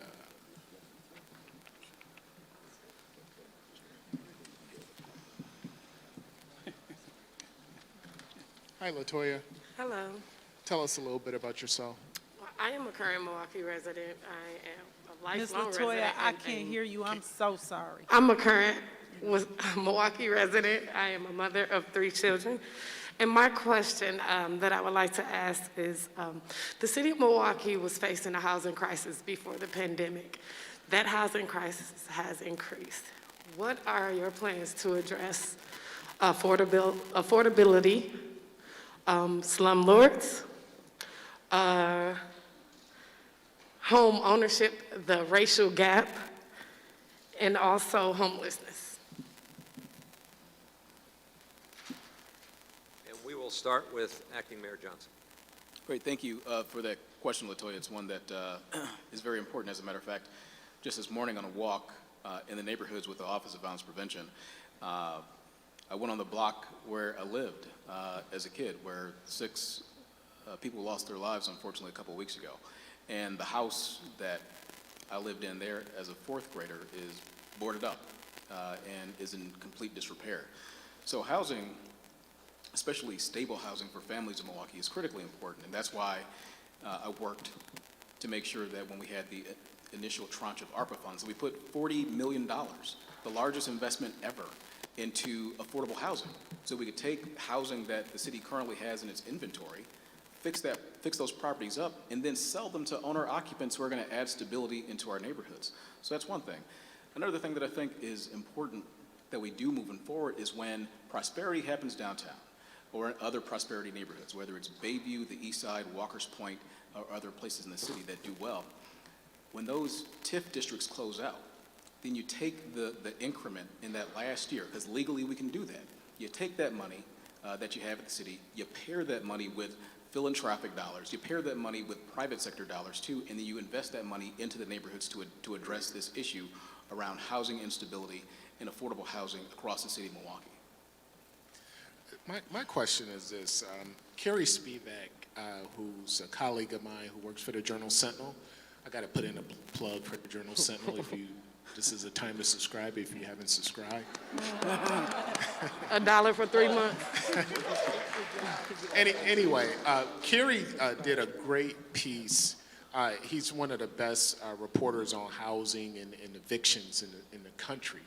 And he talked about our good friend Barada, who evicted over 800 people, or about 800 people in the first month and a half of this new year. What can we do to help keep families in homes? I have a suggestion. We should move to the New York plan, which involves giving people right to counsel when they go to court. They should have lawyer representation. 95% of landlords have lawyers, and less than 10% of people being evicted have a lawyer. So the odds are all often, it's like this, the scales of justice. In New York City, they have right to counsel. I wrote about this. I hope you all read it. I wrote about this, but right to counsel is keeping people in their homes, and it's also protecting landlords, because landlords know what they can and cannot do. So would anybody on the panel be in support of a program like that, bringing it here? Can I? But I'd like to speak on If it I could just because finish, since I have a record on it. Yeah. Go ahead. Can I? Because we Yes. sat on. Yes. Can I? Yeah, Because we go. sat on the panel together on the work that I did in the Milwaukee County Board which was to provide that initial funding and public dollars. The program got started to reduce evictions and provide people public assistance to the right to counsel in Milwaukee County. We started that program and we got a lot of heat. People said, don't use taxpayer dollars to help people defend themselves. We have to tip the scales in the favor of justice. So that program started there. And on top of that, I also worked, I took on the Landlords Association when I brought forward legislation to ban discrimination on Section 8 and voucher recipients. And we got that adopted. And I sat there with a lot of people yelling at me, but I did the thing that was right. And I feel like that's how we can move things forward on housing. I have to mention black home ownership. As mayor, I want to increase black home ownership anywhere from 10 to 15% annually. What does that look like? When the gap is so far from in the 20% to the 60% from black to white home ownership, our city is racially and economically unjust. We can't move forward when there's a gap like that. And we have to do something about it. Which is what? Well, we have federal funds, as the good acting mayor mentioned, that we've invested in the Housing Trust Fund, and we have to be intentional with wraparound services that provide down payment support, reduce evictions, reduce foreclosures, remove lead from housing, and make it as affordable as possible, including anti-displacement funds. Because as the downtown succeeds, the neighborhoods around there are being displaced. We need tenant preference as we build new developments around the downtown. Can I talk after? Sheriff Lucas. Yes, sir. Oh, I'm sorry. I thought you were calling me with another question. Thank you for your question, LaToya. When you think about the disparities in housing here, it's nothing new for Milwaukeeans that have lived here for a long time. It's one of our biggest racial injustice things here in the city of Milwaukee is the housing disparities that we have here. You know, to see a landlord like Barada and others, out-of-state investors here in the city of Milwaukee, how did we get that? And why hasn't legislation been already put forth to prevent and close those kind of loopholes for owners? The city has taken steps to address getting some of the housing stock off the city's role and put it back out for home ownership. I think that's a wonderful effort. We need to invest more into it to move people from occupancy to ownership. And certainly, and how we use flexible capital to invest in neighborhoods, the philanthropic dollars, TIF dollars, and other things like that, so that neighborhoods can start investing in their neighborhoods, grow and develop their neighborhoods. So there's a number of efforts that we can make here. But again, how did we get to this problem? Some have watched this problem develop over the years and haven't done anything about it. Why is it that we have to address that issue now? And that's the reason that it's important that we elect the right leader coming in, somebody that's going to go to work and start addressing the problem, attacking the problem of the housing gap, the racial disparities, the homelessness in our city, because it's so critically important to our future. Thank you. So Bob Donovan, when you look at this problem, what is it that you see? Is there a tool missing in the toolkit? What addresses the issue that gives people that pride of home ownership and that ability to build neighborhoods to succeed on all sides of town? Well, I think certainly the first thing I would do as mayor is appoint Marina my housing commissioner. I like some of the things you had to say. And, having said that, folks, as Already got a job, man. regarding housing, I would want to work with Habitat for Humanity. I would want to work with creating a rent-to-own program, all of these things that are important. And I'm going to say this, too. I have always been a believer that we don't have to reinvent the wheel. I think that there are excellent programs. James has mentioned some of them, but there are a lot of excellent programs that have been successful in other communities. Any leader needs to bring those to Milwaukee, perhaps fine-tune it, and make it work here. Any good leader addresses the problem by getting the right people around the table. There's going to be issues that whoever the next mayor is going to have to deal with that we can't even imagine right now. So what is most important is what skills, leadership skills, he or she may bring to the table. I would just say that, you know, Habitat for Humanity will tell you that the pace that they're on, they're not going to be able to meet the need. And so the challenge is, how do you increase the pace? How do you provide more affordable housing? Senator Taylor, what would you do? Thank you so much. First of all, you're spot on. This is what was in the book, Evicted, and everyone became aware when that happened. Some of us knew beforehand. One of the things that I'll go back to, I mentioned the program that Inslee, Alabama has. That program in particular helps to align with our schools so that our young people are learning the trades, learning the skills, and becoming homeowners in city-owned property. The way that many of the individuals that are on this panel in city government, they've done things that help the developers, but not help the residents. We don't have 20% African-American home ownership, not even 7%. And it's extremely dismal in a city that is majority people of color. So I want to see the kinds of programs that allow us to take the properties that we have before they become dilapidated, before they're sitting for 3 years in an eyesore. I want to be able to take those properties, and I want us to be able to use those in a Habitat for Humanity model, but like the Inslee, Alabama model, so that we're turning young people into homeowners, not just I want to do adults too, don't get me wrong, but I want to do young people also. And then I'll end with this. You said, what are we going to do with slumlords? People have asked Barada to take on the properties that were the worst in the city. And I appreciate that Barada did that. But I also am going to say 10% of evictions out of 8,000 properties is, you know, even God gets 10%. So I'm here to say that we need to do something. I see the X, but we need to do something to help in that process for justice impacted people, but we also have to be fair to people who own properties and, you know, how to do that. So I'll follow up that with Michael and then Aisha, because this came from an audience question, which is, what is your position and intention for how ARPA funds will be allocated, and what investment partners, specifically regarding affordable housing development, will your administration prioritize? I mean, you can buy tiny houses on Amazon these days. So let's stop trying to build these big apartment buildings for affordable housing, and let's rethink things. Let's look at a smaller scale. People just need roofs over their head at this point. It doesn't have to be the new shiny apartment complex. It can be a house off Amazon. So from a modular standpoint, let's think outside the box. I'm with you on definitely everyone deserves counsel. So we got to make sure that these people that are getting evicted right now by Barada and other slumlords in the city get their fair representation and are getting what they need to fight. Also, downtown developers. We got to start looking to the north and south sides. There's plenty of money in downtown. These developers that have put up the same apartment complexes, we all know who they are. We all know what they look like. They all look the same. Let's get some of these on the north and south sides. Let's make them affordable. Let's get roofs over people's heads. And ARPA funds, this, again, once-in-a-lifetime opportunity.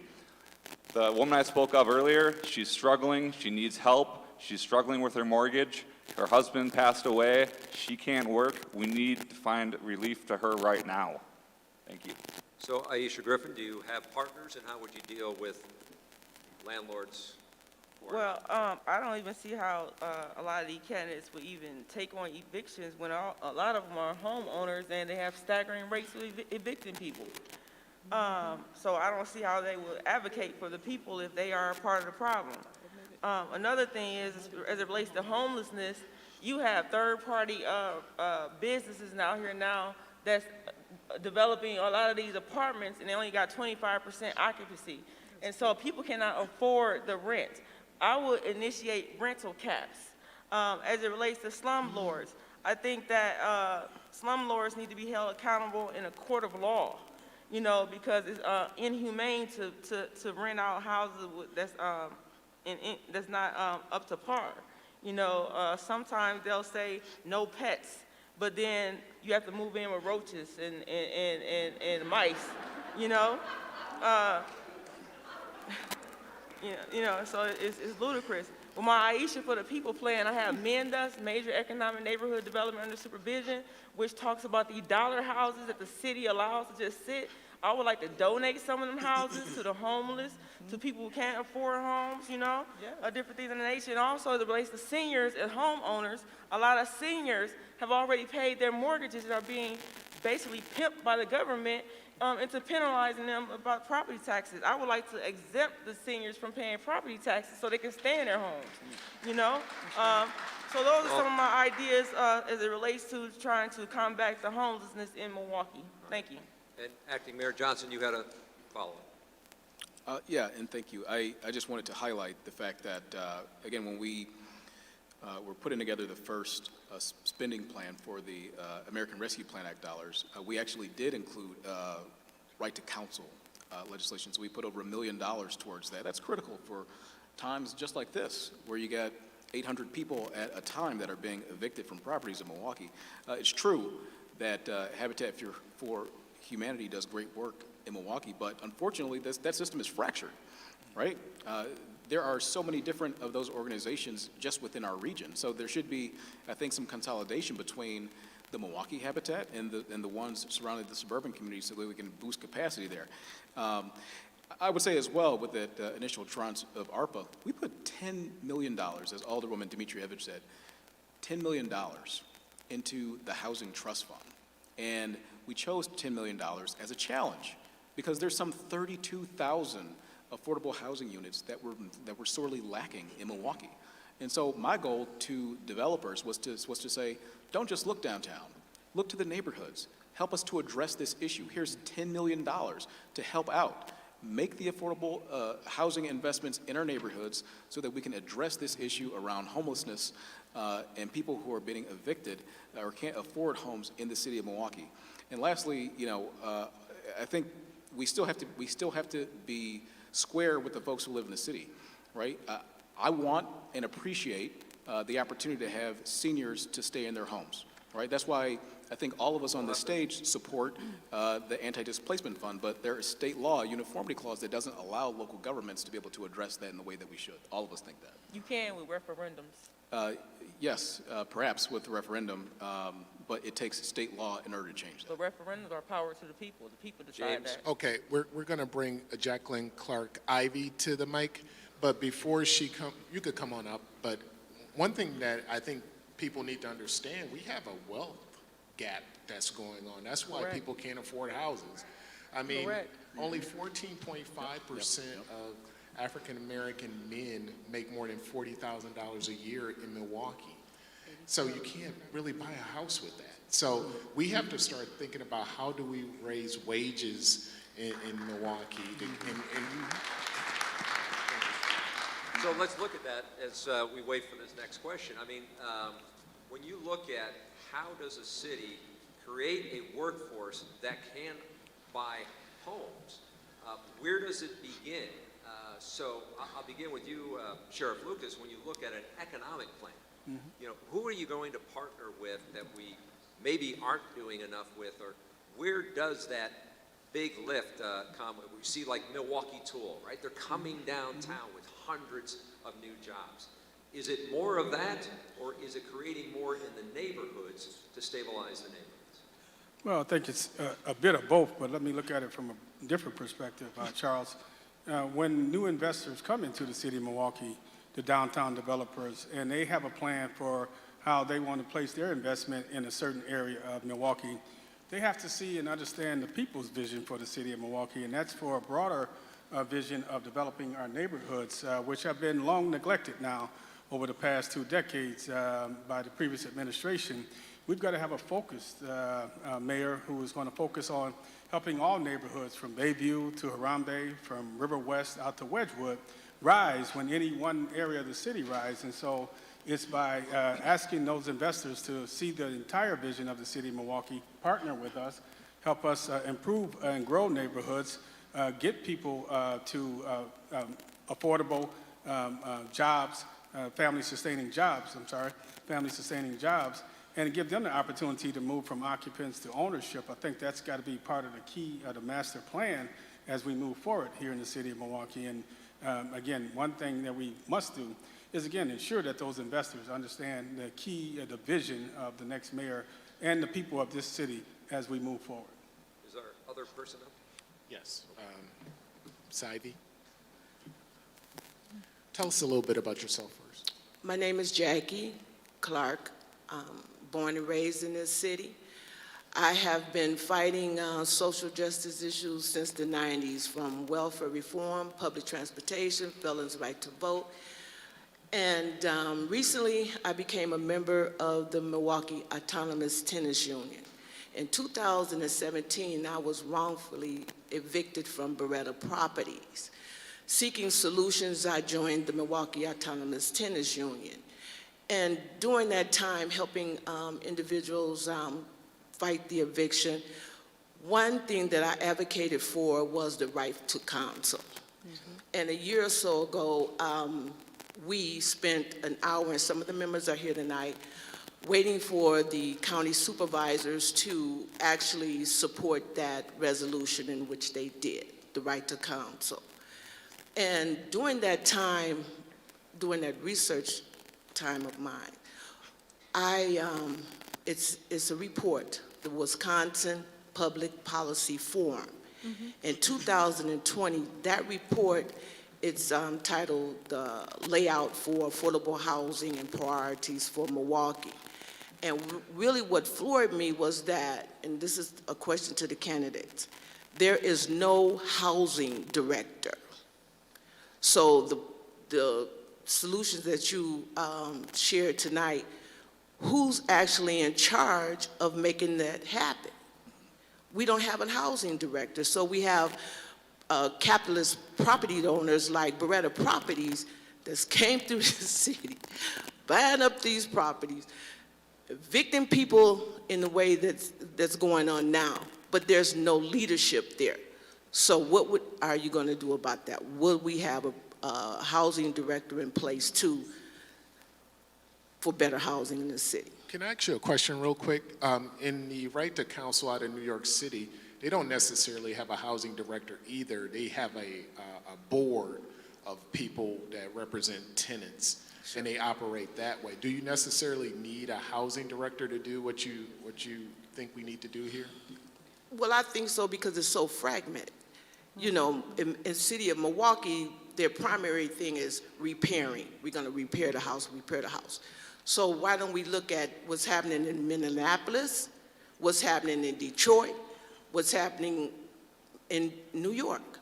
You know, let's think of some different ways to ensure that people don't have to go through what's going through now in the city of Milwaukee as far as this high eviction. So let's talk about it. Can I answer that question? Go right ahead. Okay, thank you.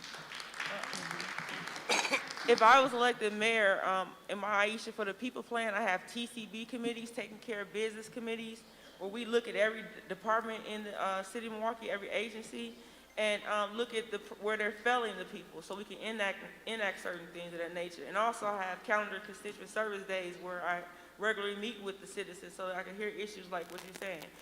One of the things that I personally would like to do as a paralegal and a document preparer, I always work with pro se litigants. So, you know, I would like to have something called Heaven's Advocate, teaching people how to represent themselves, because sometimes when you have a lawyer, it's still ineffective, you know. That's the #1 reason on appeal, ineffective assistance of counsel. And so you can have a lawyer, and unfortunately with the corruption in Wisconsin, you know, the African American, specifically the African American female, is the last person to get relief on appeal. You know, so you can go through certain cycles of different things of that nature, but you got to have the knowledge of certain things, and that's what my TCB committees would do, that will kind of correlate what you said as a housing director, even though they don't have it in Milwaukee. That would be something I would implement through my TCB committees, Aisha for the People plan. So James, I thought we did address the right to counsel issues. There are some other specifics, though, that you would like to see in terms of someone overall. I guess if you were looking at City Hall and your cabinet, is there some sort of new position that would address housing from A to Z, different than what it is?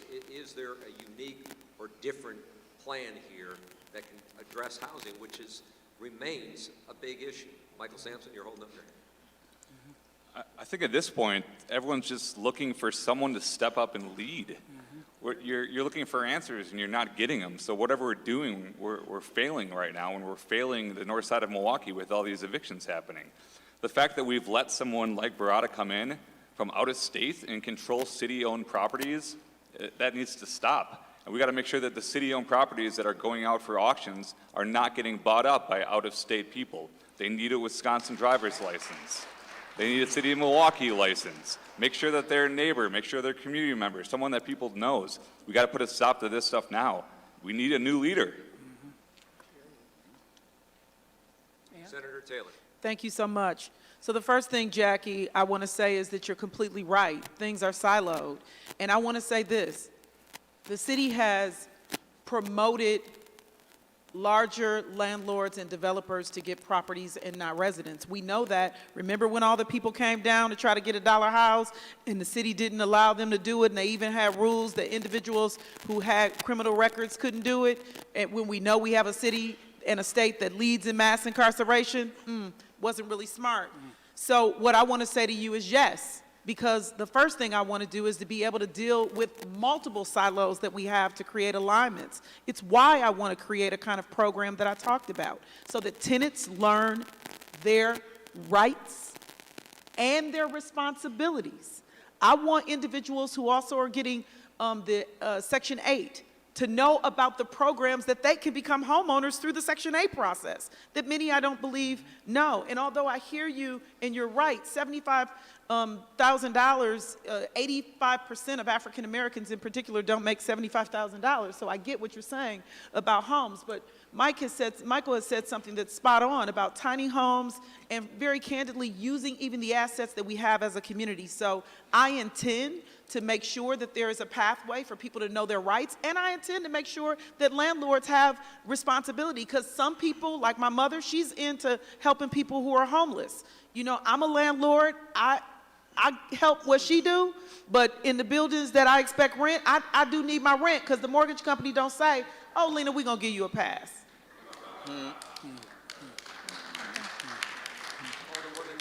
Marina? Okay, thank you. I think what I hear from you is what we hear a lot in City Hall is that you have to go to many different places to get many different services. You got the Department of City Development, you've got the area that handles rental assistance, you've got to go to the health department if there's been lead found in your house and then in your child's blood. So you're right, if we have a coordinated plan, and when you ask about the first 100 days, you also asked about the wage gap, and I have to bring it up because it's all interconnected. I believe in $15 in a union, and I think that it is totally unacceptable that there could be two people working in a household that work full-time and still live in poverty. It's just unacceptable. And until we roll up our sleeves and face it head on and make a change, the amount of money that can go into preventing evictions, I mean, you're talking about your story. That is on your record for forever, unless we can get it off the record. Sure. You know, tenants need to come together and exhibit power like you're working on, and thank you for doing that good work to create a balance. Landlords can look up what's on your back record, but can you look up what's on their record? It's time to give people a fair shot to succeed, and it's up to the government to level the playing field. People were hurting long before the pandemic. If we go back to normal, guess what? There was a pandemic before the pandemic. It's time for change. So do you streamline that then in the mayor's office? And the $15 an hour, is that for city workers? And how would you advocate that for all city jobs? Well, I do have a record already working on increasing benefits and value and setting high standards in the city of Milwaukee with the paid parental leave plan that was adopted just yesterday. We set standards, and we can raise wages and raise everybody up. I think $15 in a union is what most workers deserve. All the issues we talked about tonight, the income, the wealth gap, if we could raise wages, that would help MPS. It would help families. This is a national and international discussion. Let's move ahead and get ahead of the times. Bob Donovan. Well, to answer your question, yes, I would certainly be open to a housing director, whether it's a board or an individual, and to advise the mayor on a variety of issues all related to housing. And I know we were talking about, and I don't know if it was, so what else was the question? She had a lot in there. Was there something else specific as you're hearing people talk here? No, what I'm hearing is solutions, and I'm liking what I'm hearing so far. I just wanted to add also, I don't know if I said this or not, I also work for Milwaukee Public Schools as a special education teacher. The breakup, I don't support, and I'll be back. But when we look at the housing issue and affordable living wage, Bob Donovan, would you look at anything specifically for city workers and for all city jobs in the private sector? Well, I think city workers are getting paid pretty damn good. I look at a number of individuals at the higher range that, wow, can't believe what they're making for the job they're doing. Having said that, I totally support an appropriate wage. I expect that and would want to convey to all of our workers as the mayor, and I think it's important, that we're going to support them, back them up. I can give you a number of examples where I worked with groups of employees that we were losing a lot of 911 operators that were going to other municipalities because we weren't paying them the appropriate competitive wage. We were able to raise that up. So, yeah, that's certainly important to me. So the minimum wage hasn't been raised here in the guidelines, I think the last time in the nation, 2008. So it's like 7.35 pennies. You can't get off of that. But I have a question. The last mayor, Mayor Barrett, told me in an interview, and I quoted him on this, that he had a plan for the old A.O. Smith site, Century City. He said he wanted to make Century City the Menominee Valley of the North, right? And he wanted it to be booming like it used to be booming when we had manufacturing jobs, over 5,000 men going there, men and women going there working during the 80s. He actually grew up in that area, lived like about a mile away from the A.O. Smith site, where I currently live. So my question for you is, does anyone on this panel have a plan for the Century City site? If so, what is the plan? Because we spent $33 million renovating that area, and only to have like a few dozen workers working there.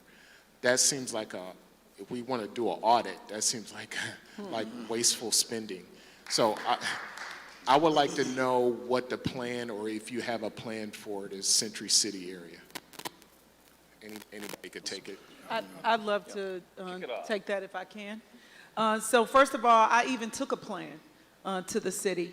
Urban agriculture is something that I believe that we can use as an industry to be like a leader in the nation. And if we had started almost a decade ago when I said it, boy, where we would be. So first of all, the soil at A.O. Smith, I'm going to call it, because that's what I knew it as, that's where my father worked, is very contaminated. If we grew hemp there, so that hemp, in case you don't know, is like a filter, it takes in all of the contaminants. If we were to do that, we could turn that hemp into something that's called hempcrete. Hemp is 20 times stronger than steel. I don't know if you can use hempcrete for potholes and for street repairs, but I'm all willing to try, you know, because we've got both of those problems. I want to be able to see Century City be a hub for urban agriculture. I want to be able to see it be a hub for what we can do with hemp. And I'm going to say it goes right in line with the development that MMSD already has in its plan. As a former MMSD commissioner, or I forget what we were called, commissioner, we already have phase 1, 2, 3, 4 of things that have been going on and what they intend to do in the streets that are nearby. This would be spot on for us to be able to do that work. So it's interesting because one of the questions was, what do you intend to do with the untapped hemp industry? So someone was asking about that. And I'd love to finish, but I still had about 15 seconds, I'm Charles. sorry, I did. Okay. And I want and I know you will.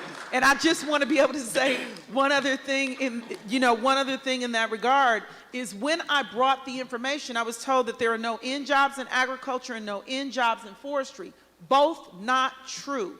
Look at states that are doing this and are leading, created thousands of jobs. We can do that. So there's hope in hemp. There is not only hope in hemp, it's money in hemp, it's help in hemp. You can use hemp from everything to eat, All right, to we'll make see clothes. Okay. We're talking Century City, so. I'm just saying. She may be And invested I in did hemp. the legislation at the state. Okay, Okay. I'm done. How much hemp stock do you have? None yet. We have to go out and find a business to take the spot there. Master Lock needs a partner in that area. The manufacturing we lost in the 70s has never been replaced. I promise to go out there, mayor or not, I promise to start, go out in this country and find someone to go fill that space. That's badly needed, and it's a big eyesore in the city right now. We need to fill that space with jobs. That's going to get to our, the city needs back to the job thing. $15 minimum wage. Minneapolis is doing it. They put a progressive scale in place. It doesn't just jump into $15 minimum wage. It starts at 10, goes to 12, goes to 15. As a city, we can be leaders and start with that right now at a city level, and then ask our community partners, ask Milwaukee Tool and We Energies and everyone to get on board with a $15 minimum wage as well, so we can say the city of Milwaukee has a minimum wage of $15. That's going to attract more jobs and more people to Milwaukee, which is going to help everyone out. So, Alderwoman Dmitrievich, so what do you think has prevented Century City from taking off, and how could you change that? Well, I have to add on to what my good friend, the senator, mentioned about a green economy. I'm just going to go a little different green.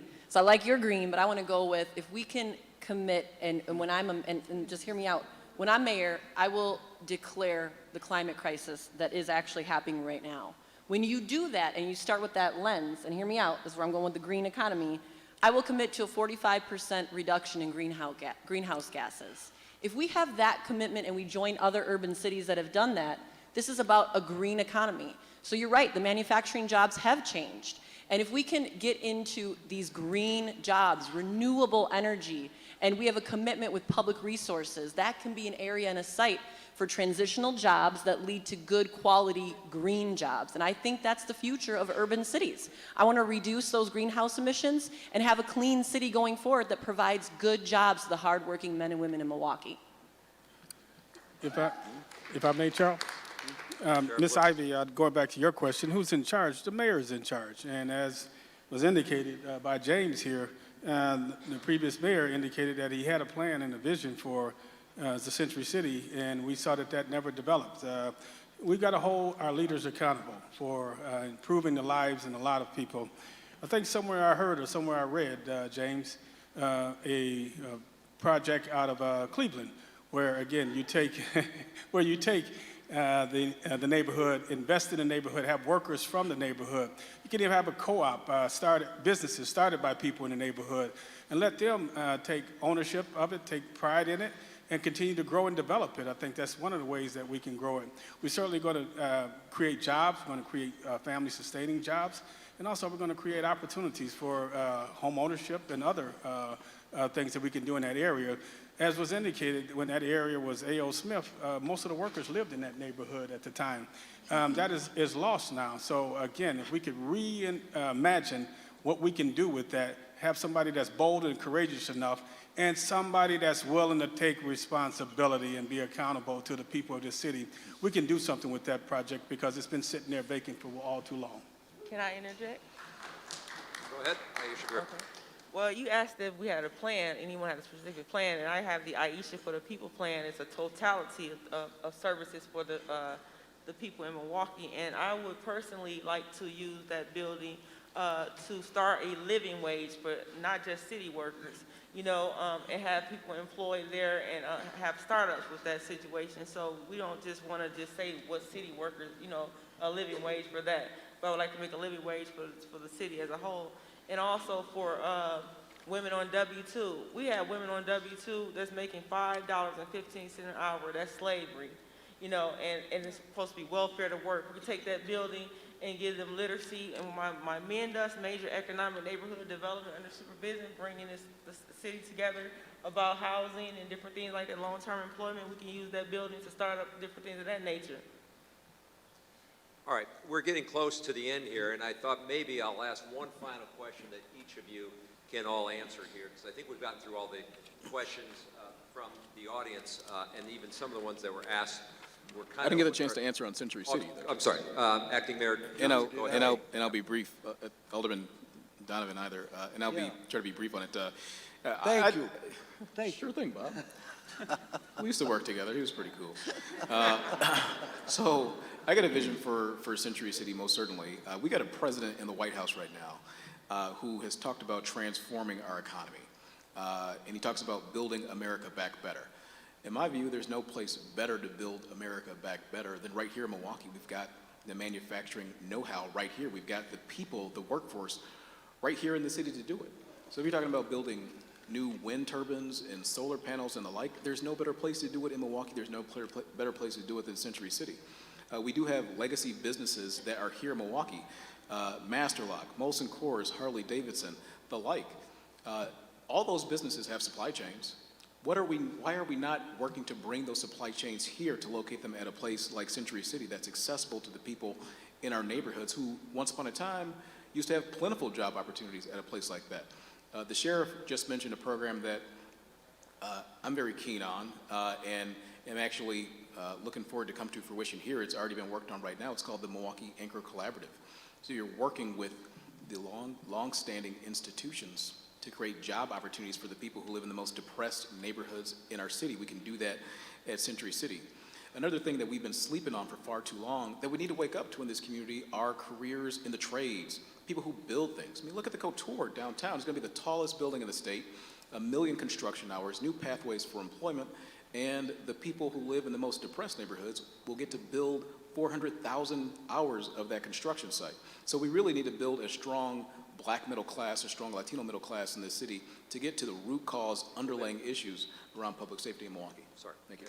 Bob Donovan? Yeah, very quickly, I think to answer the question, why has the Century City stood largely vacant?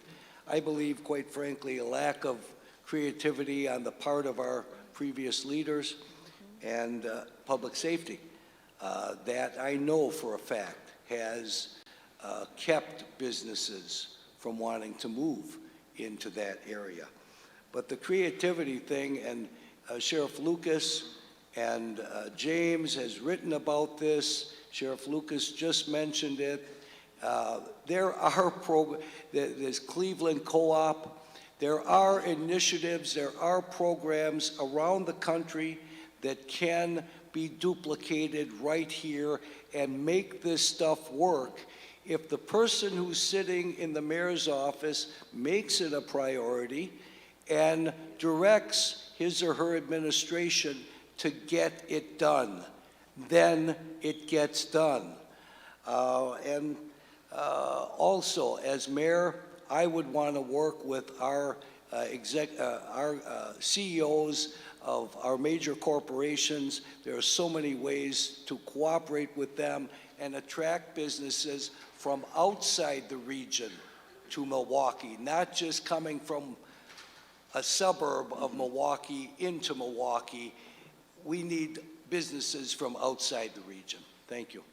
So let's go to this one final question here, and you don't have to take up all 90 seconds here, but as you look at the last 10 years, the Milwaukee population has dropped 18,000.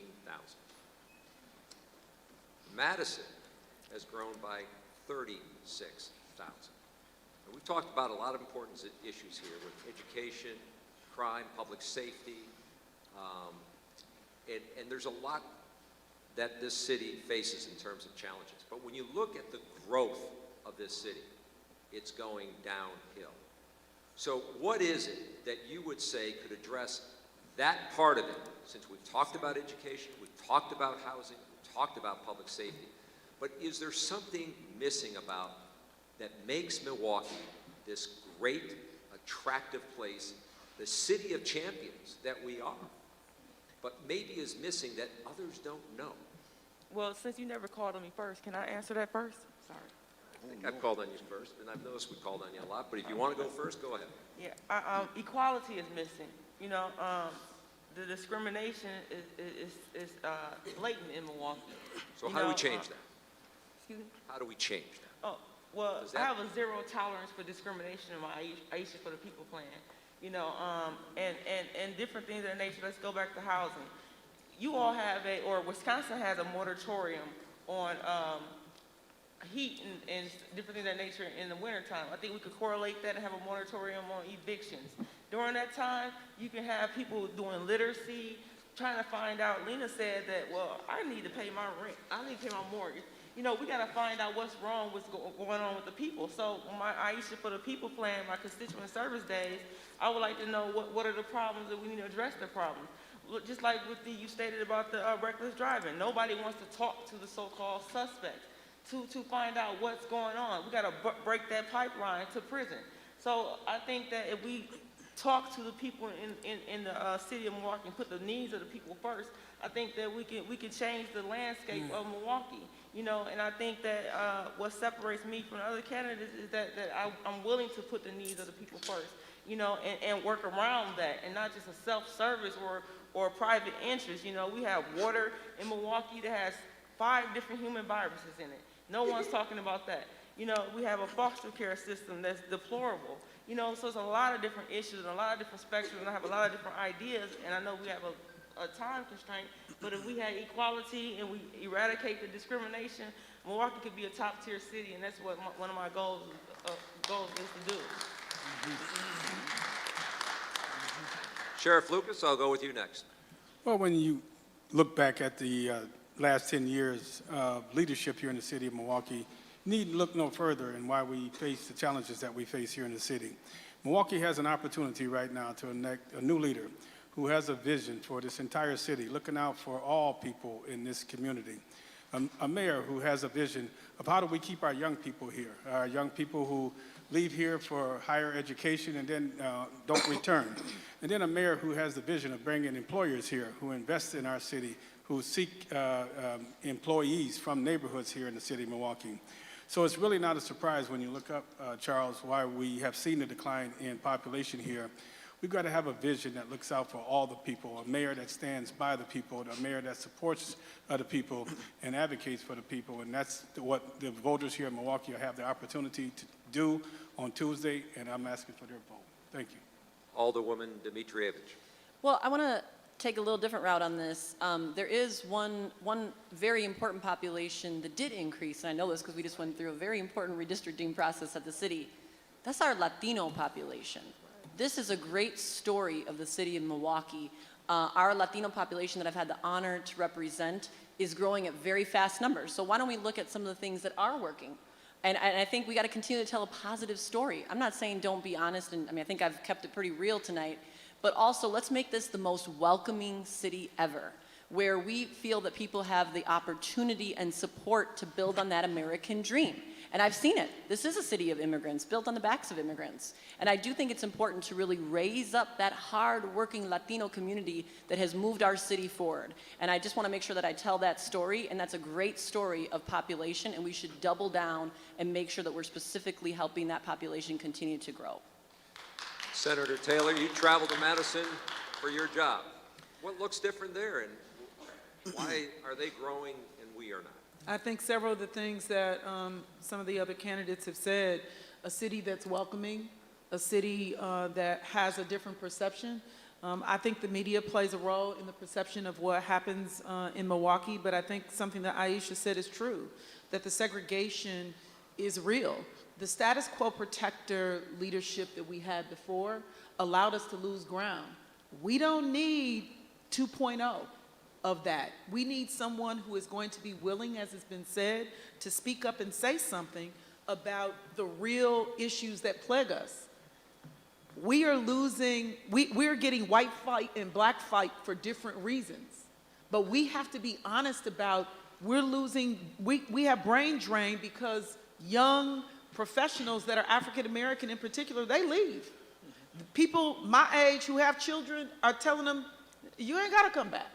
And so those are real issues. MMAC is doing a plan to be able to do something different by 2025 with people getting jobs, but people have to get jobs that are living wage jobs, jobs that are in the city. That's not what has been happening. And not even in the administration and in the city necessarily. So we've got to do better from our corporations, our city. We have to be honest about where we are, and we have to then encourage us going on different sides of town so that we can feel comfortable in, You can't change it if you don't address it. Bob Donovan. Well, I would say over the last 10 years, what I have seen sadly is a neglect of our neighborhoods and an emphasis on our downtown. And certainly, we all want a strong downtown, a vibrant downtown. But sadly, we've neglected our neighborhoods. I think you couple that with the serious safety concerns. You see increasing taxes and fees. And quite frankly, I believe, and so many individuals, most especially young families that I have spoken with, that perhaps have a starter home in Milwaukee, but the minute their kids become school age, they leave. Those are the concerns of local government. I don't think local government has been working effectively in Milwaukee for quite some time. And as mayor, I want to get it working again. I want safer streets and a great educational system. I want the garbage picked up from things from illegal dumping and you name it. So those are the reasons why I think there's been a decline. Acting Mayor Johnson, how do we reverse it? Thank you. In this campaign, I've declared that I will be the proud urbanist mayor. I had the opportunity to live in Madison for 4 years when I was a student at UW-Madison, and I can tell you I've watched, as I've gone back and forth over the years, the population, not just of the city of Madison, but also Dane County, to rise, while our population continues to dwindle. When I was a kid going to Milwaukee Public Schools, you'd see the green signs, and I went to many schools around the city. The green signs, Milwaukee, 628,000 people, 594,000 people, and now 577,000 people. We really are in a position where what's happened in the city is similar to what you see in small rural communities, where they see this population decline, where their young people leave. And I don't want to see that. Same thing has happened with my friends and my family, young, educated people of color, black kids that get an education and then they leave. They go to Dallas, they go to Houston, they go to Atlanta, they go to Washington, D.C. So we need to reverse those trends. In order to reverse those trends, though, we need to make sure that we're building a city that is safe, that is healthy, and that's prosperous for everybody. Everybody needs to have an opportunity. So we need to make sure that we address issues at their root so we can create that environment that's teeming with safety for our families, with growth for our business, with opportunities for family support and opportunities, that is, for our citizens, and stability in our neighborhoods. When we do that, then we'll start to see investments happen. Smart public investments will then yield to smart private investments in our neighborhood and help us to grow our population. I think we should be a city not of 500,000 people, but of 1 million people or more, and I want to build that city. Michael Sampson, I think you get the last word. All right. I was saddened by the Latino population not getting their fair share in the redistricting with the census. So I would have liked to see them get their 3 districts, but that didn't happen. But props to that population for the fight that they're doing for our city and keep our population growing. We need to work on development and culture in this city. Right now, there's a production, Frank Productions is trying to put a new entertainment district in an empty lot down by the Summerfest grounds, and they're getting pushback from a couple condo owners. We got to stop that from happening. I did a Milwaukee Oktoberfest in Cathedral Square Park. Same thing happened to me. The county parks had their biggest day ever. We did $70K in beer and food sales. The next year, we couldn't do it because a couple condo owners complained. If they don't want loud noise, move to Brookfield. Don't live downtown. We need to keep downtown developing, and that's how we're going to keep our talent that's here. That's how we're going to get more talent from outside the city to move here. We need culture and things going on in our city. Otherwise, why live downtown? And lastly, we need to develop the north side. My focus is going to be business development on the north side of Milwaukee, because if we lose the north side, we're going to lose downtown and our city. All right, well, that will do it. Let's give a big round of applause for all the candidates.